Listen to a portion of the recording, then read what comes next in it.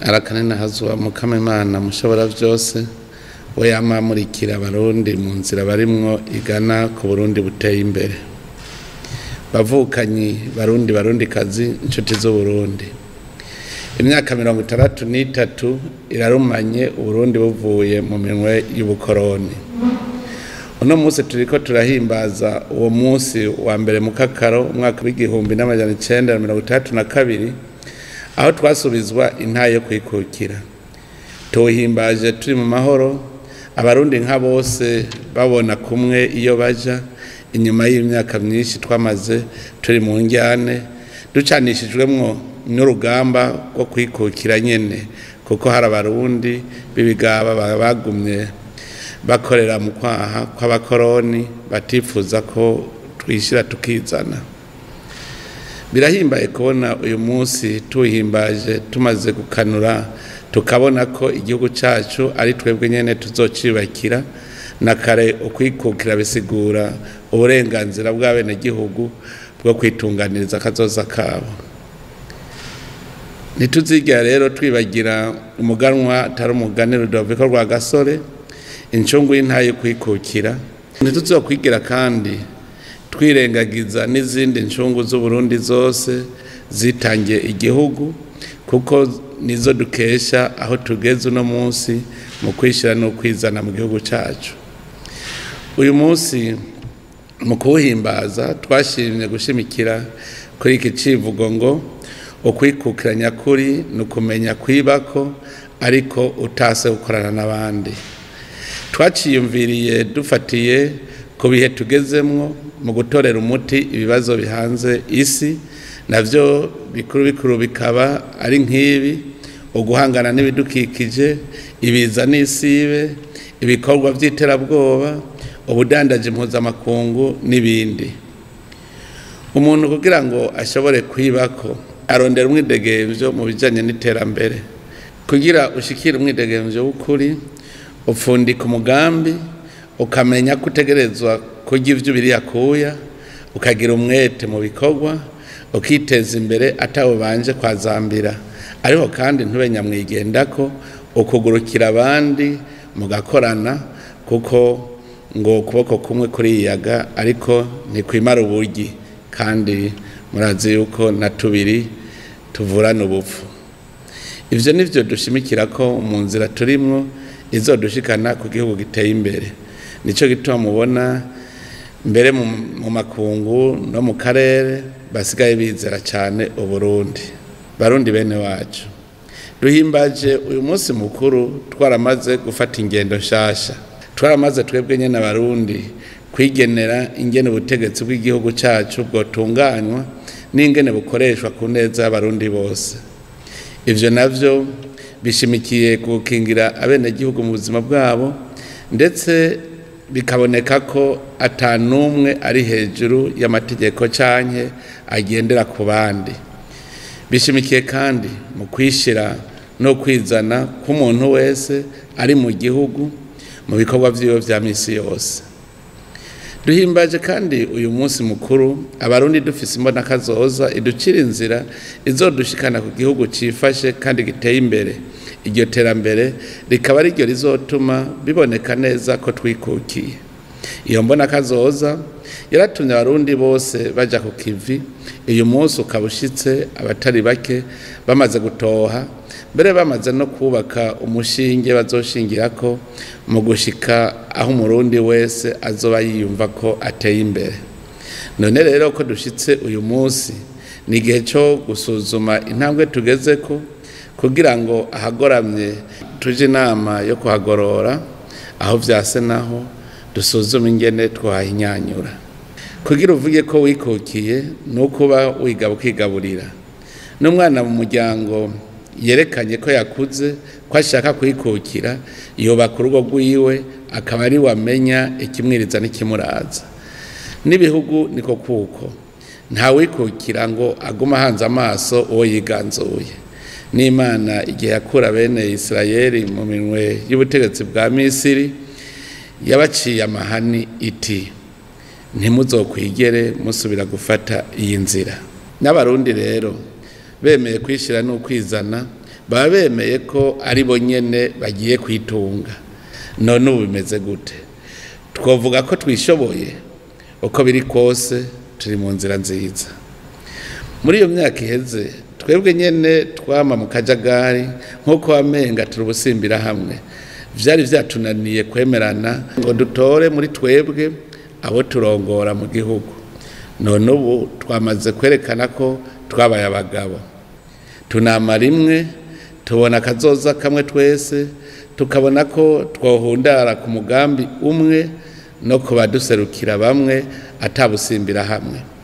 Iki ni ikimenyetso gikomeye kuko ubu nuwo dutera yosanga turi umwe kanatsinda twaratahuye ko turi bene mugabo umwe. Barundi bene wacu, iyi sabukuru y'imyaka 33 yo kwikukira ishitse haciye iminsi mike tuvuye mu matora y'abashinga amateka n'abajenama b'amakomine. N'amatora twitunganirije twebwe nyene atamfashanyo z'uburyo canye z'ubuhinga zivuye hanze y'igihugu, kandi noneho si ubwa mbere. Ariko abarorerezi bo mu bindi bihugu vyo hafi n'ivyakure bari bishikiye ngo bakurikirane ingene amatora agenda, barashimye kandi barabonye ko abarundi baba abagabo babushitse. Ico ni kimwe mu bimenyetso bikomeye vy'intaye kwikukira, ukwitunganiriza uburongozi bw'igihugu. Twongeye gukeza abarundi bose kuko amatora yaranzwe n'amahoro n'umutekano, nkaba nongeye kubashimira kuko batahuye ko hari kiruta ikindi amahoro n'umwumvikano mu byo bakora byose. Ubwa kabiri, kugira umenye ko wikukiye ni wewe wironderera ibigutunga, uba giswi cinobera kitarondera ugitorera. Aho mu myaka iheze abarundi twarigaya, twari tuzi ko icyo dukora cyose tubanza kurondera abakidufasha, koko wamenga turabatishoboye kandi dufise incabwenge, dufise abarundi b'abakozi ndetse n'ivyo gukora biriho. None munsi ushitse abarundi bamaze kwiyemera, ubico bakora cyose baraciyumvira bo nyene bakabona igikwiye, hanyuma bakaja ku kivi. Nta utabibona ko twagwanije inzara ku rugero rushimishije, nta utabona ko abarundi batanguye kwibakira aho baba heza, batakiba mu vyari nk'inyoni. Ico naco ni kimenyetso. Ivyo tubuze navyo turazi ko atavuka rimwe ngo ace yuzura ingobyi. Umwizero uriho kuko twaramaze gufata umurindi uboneka. Turavye imyaka twacerewe, tukaraba imyaka tumaze twikubisa agashi, umurindi turiko urashimishije, nuko gusa ivyo tubura bikiri vyinshi bigatuma twidodomba, mbere tukibagira n'ivyo tumaze kuronka. Aya mahoro dufise ni ntasubirizwa, abatayafise barabizi, ndetse na twebwe ntituribagira ikiguzi twayarondeje. Umwumvikano dufise mu mice yose y'abarundi numutahe, kuko niwo utuma dusenyera ku mugozi umwe, tugaheza tugatera imbere nk'umuzinga. Uyu mwimbu dufise mu mfungurwa siko vyamye. Gufungura neza nayo niyo ntango y'ubuzima bwiza bw'abantu. Ibi nivyo bituma tugira umwizero wakazoza. Barundi kazi, dusubire tuvyibukanye, ntihagire uhendwa ngo ahirahire agwanye demokrasi turimwo, kuko azowagwanije igihugu cyose, azowagwanije abarundi bose, azoba ari umwasi w'igihugu. Uwo hirahira nk'uko umuhisi nyiricubahiro Ndadaye Melchior yakunda kubivuga, ngo abarundi bose tuzovira hasi rimwe tumugwanye tumubohe. Ahubwo nimuze dushimire Imana, dushimire incungu y'intaye kwikukira, dushimire incungu ya demokrasi, dushimire nabo bose bashize imbere ya vyose ugukunda igihugu, ubumwe, amahoro n'umutekano, tugendere mu makanda yabo, dutsimbataza intaye kwikukira, dushize imbere ibikorwa. Rurunganwe turimwo, harageze ko natwe tugira ico dukoze imvyaro zizokurikira zizotwibukirako. Naco si kindi ni urugamba rwo kurwanya ubukene ngo tubategurire aho bazoshikira hatekanye kandi hateye imbere mu byo bakenera. Mu bijyanye n'iterambere nyine ubu twarabonye aho twari twarahombeye. Ubwa mbere kwari ukubura indongozi zibushitse zo gutunganya no kubungabunga itunga rusange.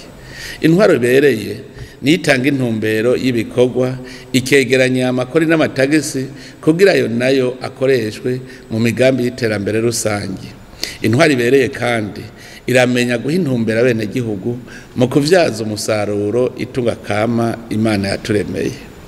Icya kabiri kwari kutamenya ko dushoboye kandi dufise vyinshi twokora.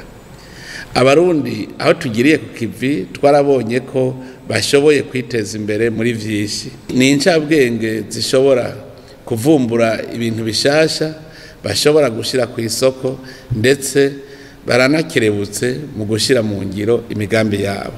Aho mu myaka iheze hari habuze ishaka mu Barundi n'umwete mu bikorwa vy'iterambere no mu kwitwararika ivy'igihugu cacu.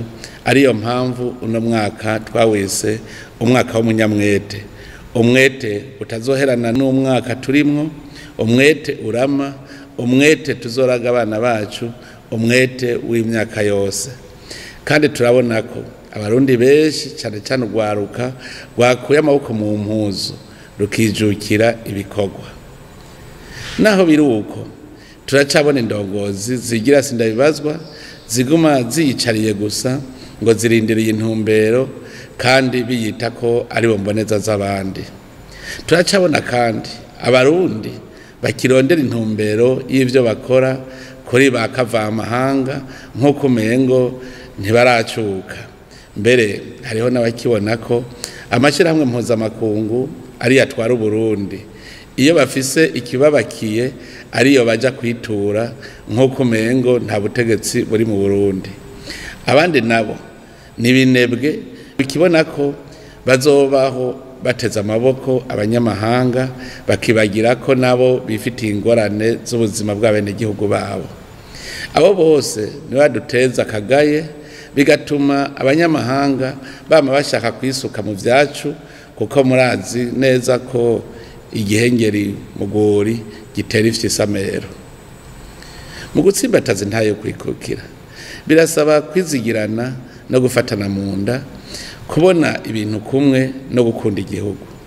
Dutegerezwa kandi kugwiza abagenzi b'intahemuka, tugakomeza imigenderanire myiza n'ibindi bihugu n'amashirahamwe mpuzamakungu, mugabo tutisuzuguje mu gusega ahubwo dufashanya. Niho gushinga icumu mu mashinga, niko kwinjira mu iterambere. Ntitwobandanya kuba mu gihugu cikukiye kandi gifise ubutunzi kama amakungu akeneye, gifise abene gihugu b'abakozi, urwaruka rwinshi kandi rukerebutse, hanyuma ngo tugume twigunze dukenye kandi dushobora gukora ibiduza ubutunzi na cyane cyane mu gushora mu mahanga ivyo dufise kugira ngo tugure ivyo tudafise. Turizeye ko ako kamo Abarundi bose cyane cyane abagwizatunga bakumvise, kuko muri bimwe vyahora ari inzitizi zituma tudahingura ngo dushore itunga kama biriko birava mu nzira. Aha twavuga cyane cyane kuko kibazo cy'umuyaga nkuba kiriko kiratora inzira, kuko kuva mu mwaka wa 2020 twavuye ku megawati 47.35, ubu tukaba tugeze ku megawati angana n'166.29. Mu minsi iza tukaba twiteze ko n'izindi ngomero zizoba zamaze kuzura.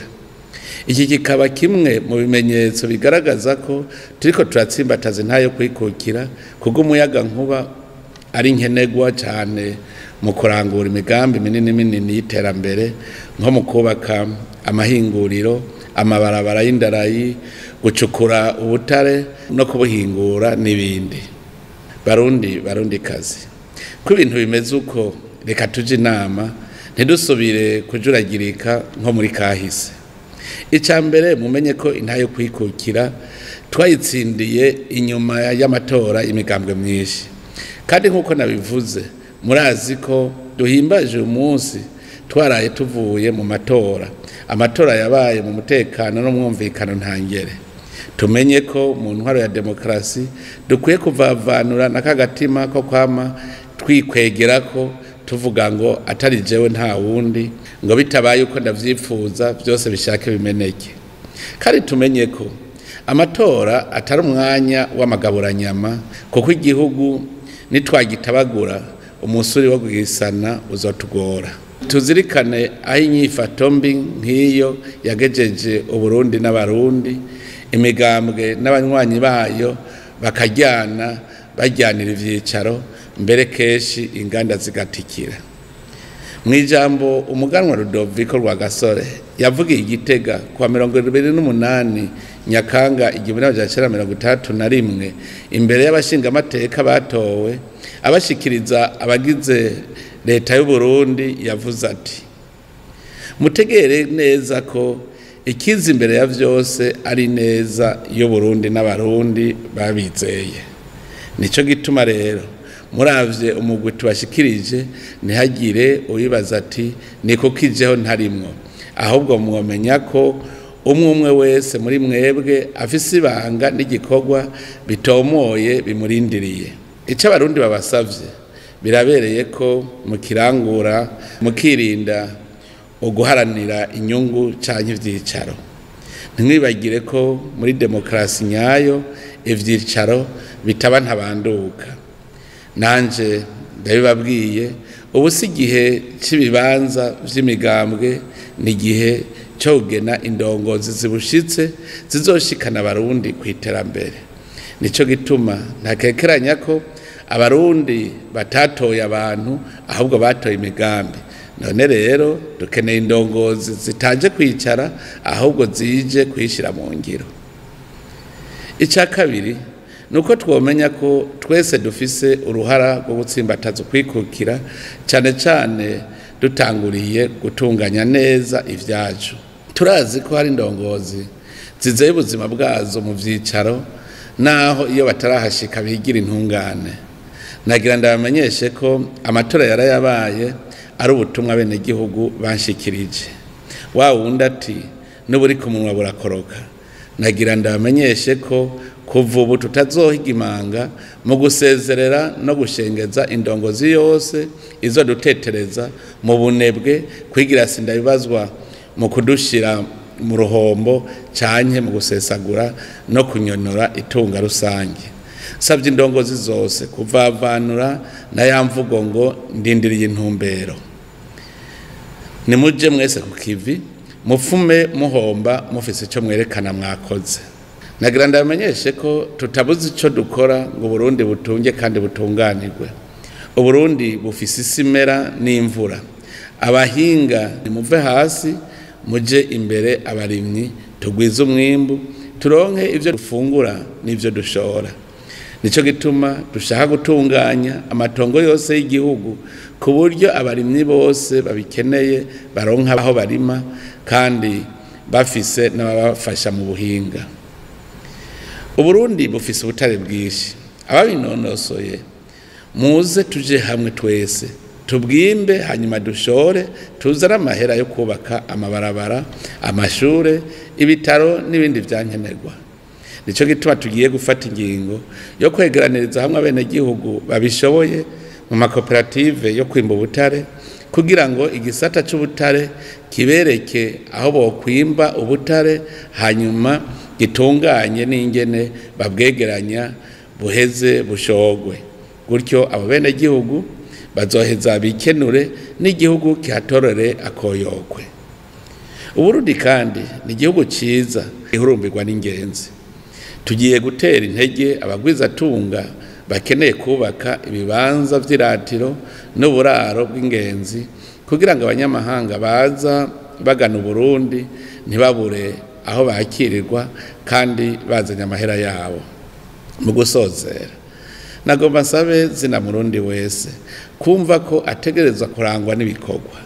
Umwe wese agira ikintu akoze kimuzanira amahera yo kwiteza imbere. Umwidegenjo mu bijanye n'ubutunzi ku Murundi wese nivyo bizotuma twerekana ko dufise umwidegenjo n'imbere y'amakungu. uno munsi tuwuhimbaza umwe wese azirikana ingene yobungabunga intayo kwikukira yadukuye habi idusubiza iteka n'ijambo mu makungu. Ubu tukaba dutunganya ivy'igihugu cacu tuzi ko tutari banyamwigendako, ariko kandi tuzi ko atawuduturubika canke ngo adufatire inkoni nk'impumyi avuga ati tambuka gutya muje iyo tuberetse mukora ico mweretswe. Nitwakora uko nta nkeka iki gihugu turagihindura kandi tugira iteka mu makungu bidatevye. Ni kuri ayo majambo nsozereye ko subira kubipfuriza umunsi mukuru mwiza wo kwikukira kwacu, musangira akanyamuneza muzirikana ko igihugu ari rwacu kandi ko ari twebwe tubazwa ivyaco. Imana rugira vyose ibahangaze, murakoze cyane.